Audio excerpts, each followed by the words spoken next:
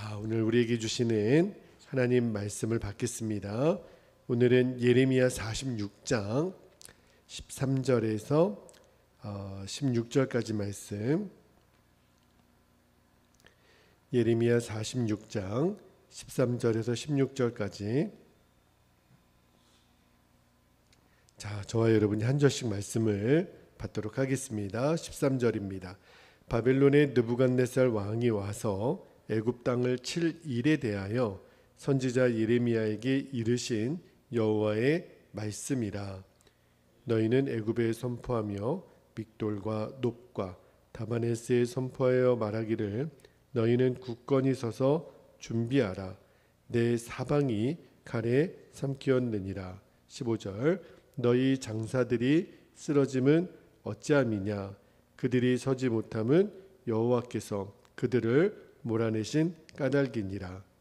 그가 많은 사람을 넘어지게 하심에 사람이 사람 위에 엎드러지며 이르되 일어나라. 우리가 포악한 길을 피하여 우리 민족에게로 우리 고향으로 돌아가자 하도다. 아멘. 하나님 말씀입니다. 자, 오늘 새벽에는 나의 도움은 어디서 오는가라는 제목으로 말씀을 나누고 우리가 기도하겠는데요. 오늘 예레미야 46장은 계속해서 애굽에 대한 하나님의 심판 예언을 예레미야가 전하는 말씀이잖아요. 그래서 오늘 13절에서 16절 본문으로 우리 첫 번째 붙들고 기도할 제목은 공의의 하나님이 베푸시는 사랑의 초청을 외면하지 말게 하옵소서. 하나님의 그 구원의 초청을 외면하지 말게 하옵소서. 그렇게 기도했으면 좋겠는데 오늘 본문 말씀 13절을 다시 한번 볼게요. 13절 말씀에 바벨론의 느부갓네살 왕이 와서 애굽 땅을 칠 일에 대하여 선지자 예레미야에게 이르신 여호와의 말씀이니라. 그러니까 애굽 땅을 하나님이 심판하실 도구로 바벨론의 느부갓네살 왕을 쓰겠다. 유다 땅도 그랬었죠. 그래서 곧 이제 애굽도 바벨론의 느부갓네살에 의하여 이제 심판받을 날이 점점 임박해 왔다라고 하는 뜻이죠. 그리고 14절 말씀도 한번 볼게요. 14절에 보면 너희는 애굽에 선포하며 믹돌과 놉과 다바네스에 선포하여 말하기를 너희는 굳건히 서서 준비하라. 내 사방이 칼에 삼키었느니라. 그랬는데 이제 바벨론의 느부갓네살에 의해서 애굽의 이제 주요 도시 이름이 나와요. 여기 보니까 믹돌과 놉과 다바네스 이 주요 도시에 느부갓네살에 의해서 심판을 받게 될 거라 하는 말씀이 나오는데 특히 여기서 다바네스 같은 경우는 기억나시죠? 유다 백성들이 제일 먼저 애굽에 내려가면 안전할 거라고 생각했던 굉장히 높은 성벽으로 둘러싸인 요새 다바네스 기억나시죠? 그러한 성읍들도 이제 바벨론의 느부갓네살에 의해서 이제 망하게 될 거다. 그런데 여기 14절 후반절 한번 보세요. 14절 후반절에 너희는 굳건히 서서 준비하라. 너의 사방이 칼에 삼키었느니라. 그렇게 말씀하시는데 자, 여기 애굽의 사방은 뭘 말할까요?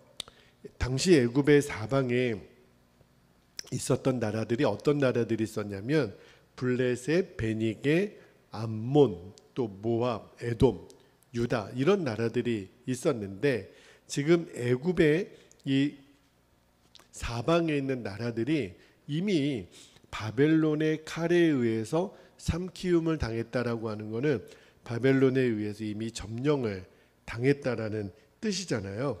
그런데 그렇게 애굽의 주변에 있는 나라들이 바벨론에 의하여 삼킴을 받았던 것처럼 너 애굽도 곧 그리 될 거다라고 하는 말씀을 지금 전하고 계시는 거예요.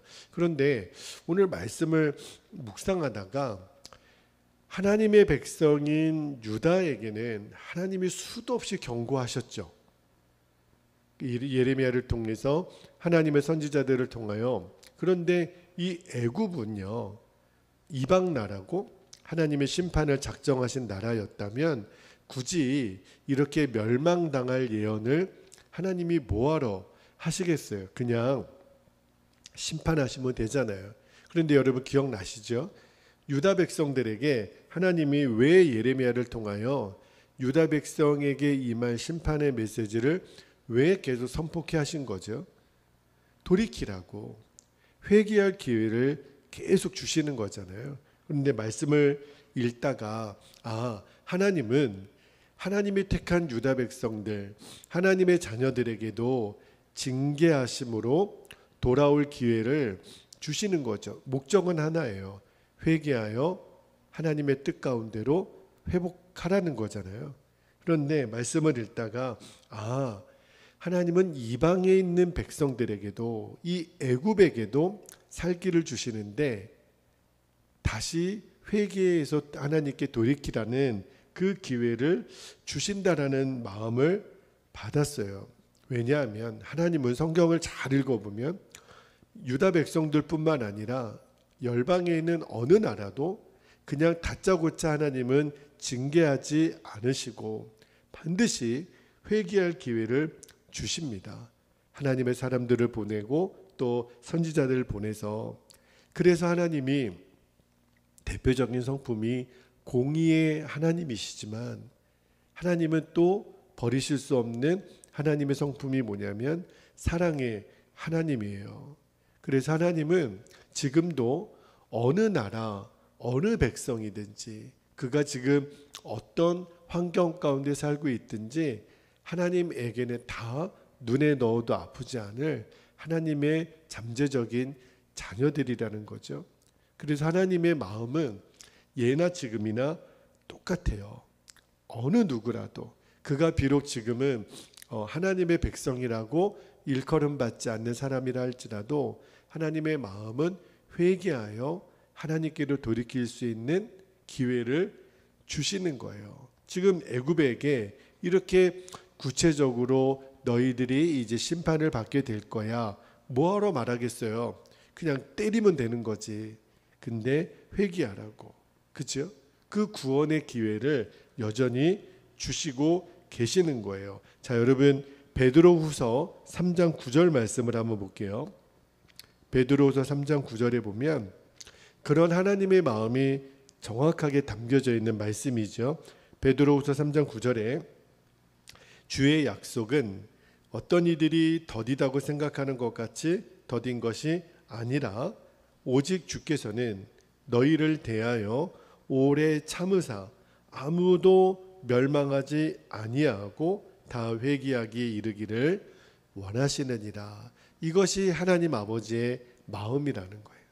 하나님은 단 한 사람도 멸망하지 않고 아버지께로 돌아올 기회를 주시는 거예요. 그래서 하나님의 이 공의와 하나님의 사랑이 완벽하게 성취된 장소가 어디예요? 십자가예요. 세계 어디를 가더라도 특히 우리나라는 어지간한 도시에는 밤하늘에 바라보면 십자가가 보이는, 정말 하나님은 우리 민족에게 너무 큰 은혜를 주셨죠. 십자가를 볼 때마다 우리가 뭘 깨달을 수 있죠. 저기에 가면 교회가 있구나. 그거는 이제 건물로서의 이미지지만 십자가를 볼 때마다 죽을 수밖에 없는 나 같은 죄인을 다시 살 수 있는 기회를 주시는 하나님의 사랑의 초청이 바로 십자가거든요. 우리가 사순절을 계속 보내는 가운데 있는데 그렇구나. 하나님의 공의와 하나님의 사랑을 완벽하게 이루신 그 십자가의 은혜가 얼마나 귀하고 복된 장소인지, 그 십자가의 능력이 저와 여러분에게 계속 부어지기를 축복합니다. 그러므로 하나님이 우리에게 계속하여 회개의 자리로 초청하실 때에 그 음성을 듣고 빨리 돌이킬 수 있는 은혜가 있으면 돼요. 물론 제일 좋은 거는 죄를 짓지 않고 늘 깨어있는 삶이지만 혹 우리가 죄 가운데 무너졌더라도 하나님의 십자가의 은혜는 얼마든지 회개할 수 있는 기회를 다시 주신다라는 거. 그 은혜가 정말 우리가 소중하게 지키는 하나님의 진리가 되기를 주의 이름으로 축복합니다. 자, 두 번째로 우리가 붙들고 기도할 제목을 주셨는데 아마도 예레미야 요 46장에서 51장까지 읽을 때 제일 많이 반복되는 주제일 거예요.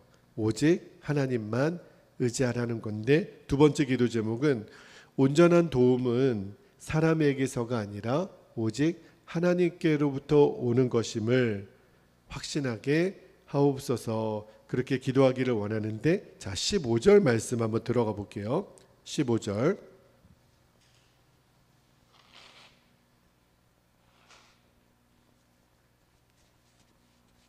자 15절에 너희 장사들이 쓰러짐은 어찌함이냐, 그들이 서지 못함은 여호와께서 그들을 몰아내신 까닭이니라.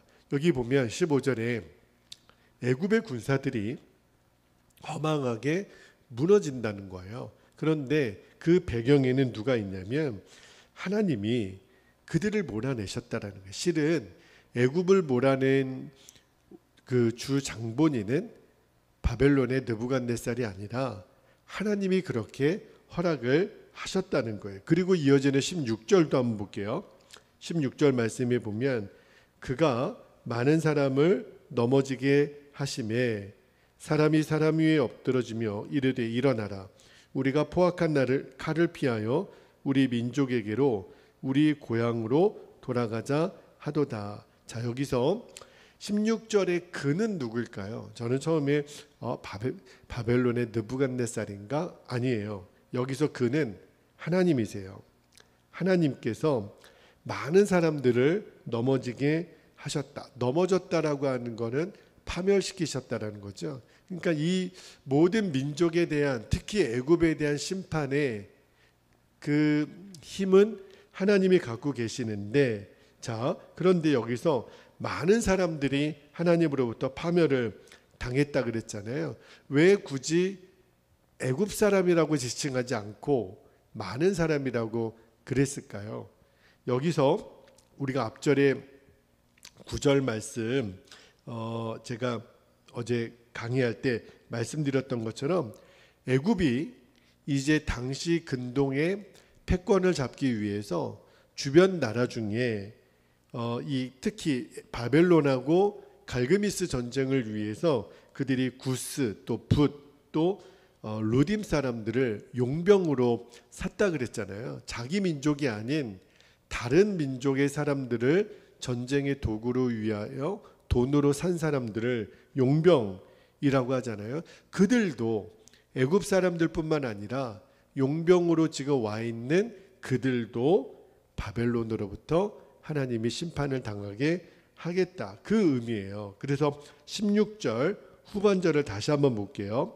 16절 후반절에 보면 사람이 사람 위에 엎드러지며 이르되 일어나라, 우리가 포악한 칼을 피하여 우리 민족에게로 우리 고향으로 돌아가자 하도다. 요 16절 후반절에 말하는 사람들은 누굴까요? 바로 이 용병들이에요.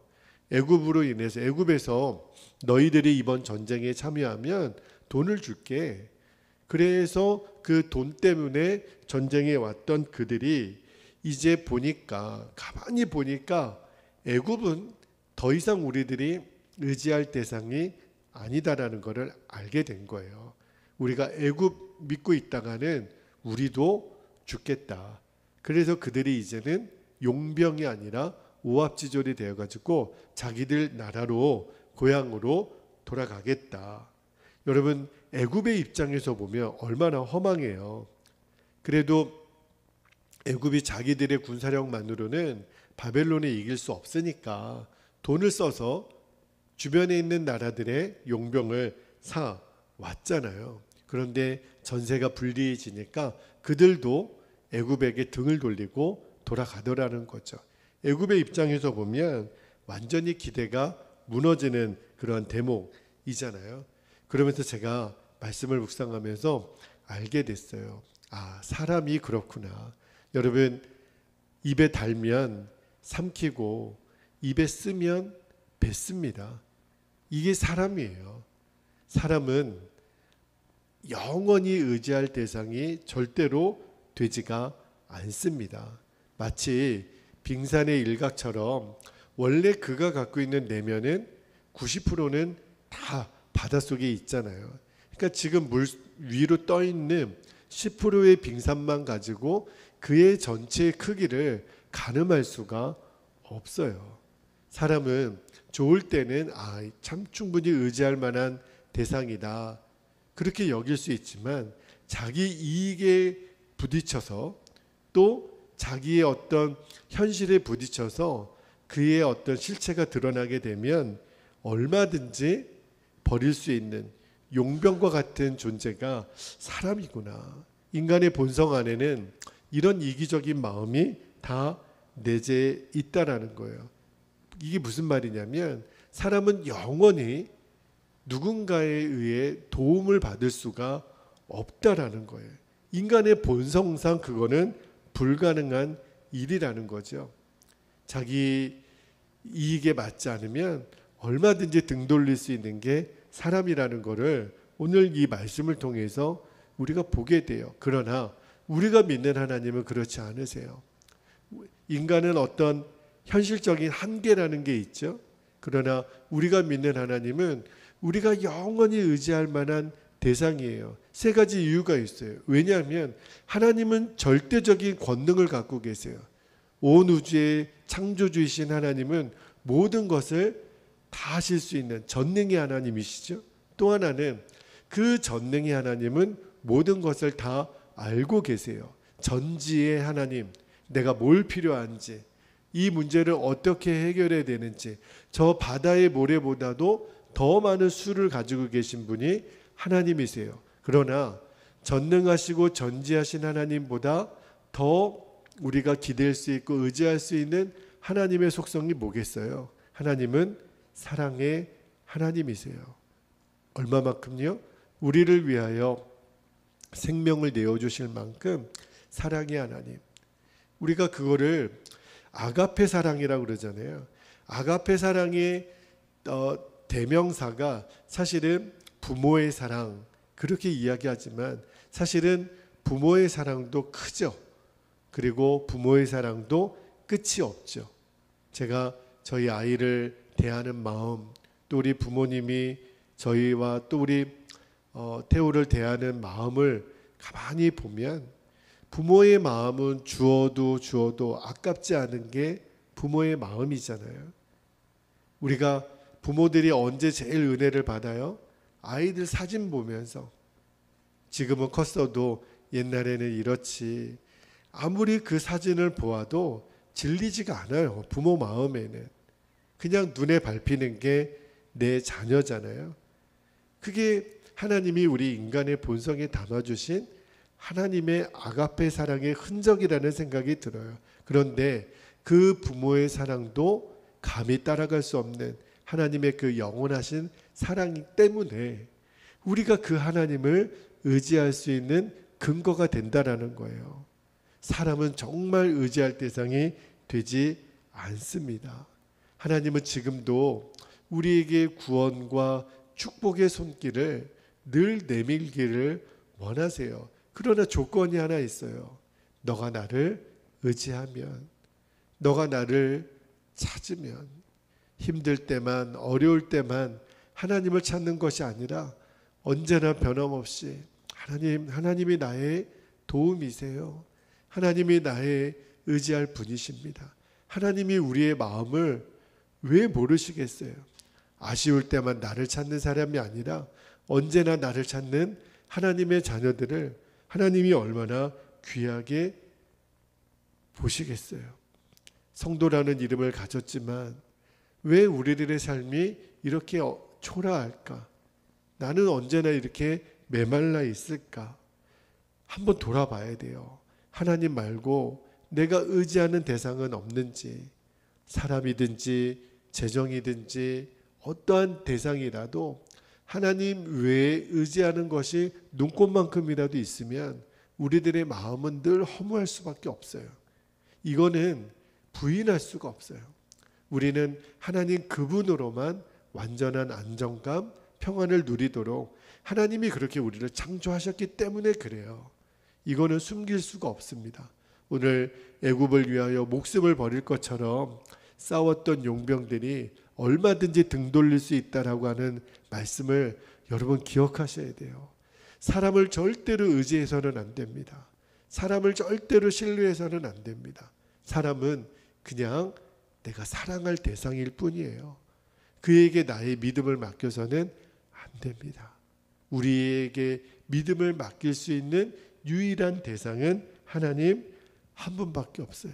하나님 외에 의지하는 어떤 것이라도 다 허망하게 끝난다라고 하는 것을 오늘 이 애굽에 임한 심판의 메시지를 통해서 다시 한번 우리들의 마음에 새기게 되는 은혜가 있기를 주의 이름으로 축복합니다. 자, 이제 우리 함께 기도하겠습니다.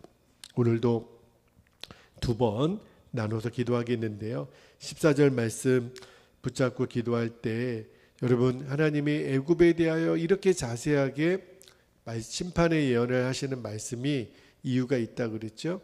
회개하라고, 돌이킬 수 있는 기회를 주시는 거예요. 그래서 이렇게 기도하기를 원합니다. 공의의 하나님이 베푸시는 사랑의 초청을 외면하지 말게 하옵소서. 특별히 이제 우리가 노방전도하고 그럴 때 하나님, 이것이 주님 사랑의 초청인데 이 전도지를 받는 이들이, 이 하나님의 복음을 듣는 이들이 하나님의 사랑의 초청을 외면하지 않게 하옵소서. 우리가 함께 첫 번째 기도 좀 붙잡고 기도하겠습니다. 할렐루야. 사랑과 은혜가 많으신 아버지, 고맙고 감사합니다.